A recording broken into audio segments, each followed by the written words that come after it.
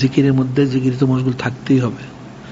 এখন তাকে কমপক্ষে সুলতান আজকের জিকিরটা প্রথম স্তরে জারি করতেই হবে।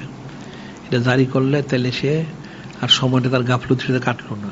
এরপরে আরো বিষয় আছে, যেমন তার জিকির জারি হয়েছে, তাহলে জবানে যদি কোনো কথা বলে তাহলে সেটাও যেন অবশ্যই শরীর সম্মত কথা বলে, শরীরের খেলাপ যেন কথা না বলে। আর কানে যা শোনে হারাম কোনো জিনিস না শোনে, সব হালাল জিনিস শোনে। কানটা হক আছে, জবানের হক আছে। আবার চোখে দেখলে কোন হারাম জিনিস যেন না দেখে, শরীর সম্মত জিনিস দেখলো, তাহলে চোখের হকটা আদায় করলো।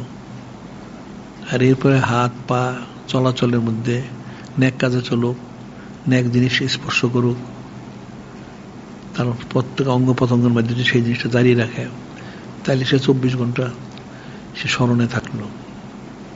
এটা তো অনেক, যে দায়মি হুজুরি যেটা বলা হয়, এটা তো অনেক সূক্ষ্ম জিনিস।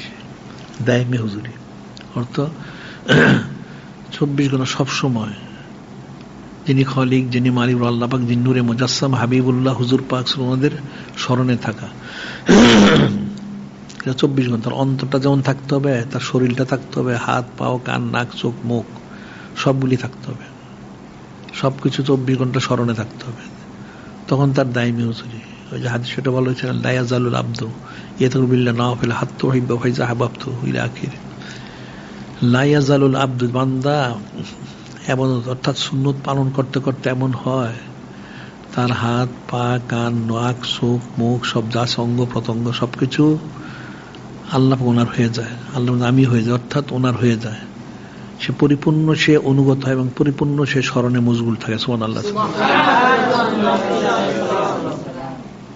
এই যে বিষয়টা দাইমি হুজুরি, সেই পর্যন্ত সবাইকে পৌঁছার কোশিশ করতে হবে। বুঝতে পারুক আর না পারুক, সে কোশিশে থাকুক, তাহলে অবশ্যই সে ফজিলতটা লাভ করবে।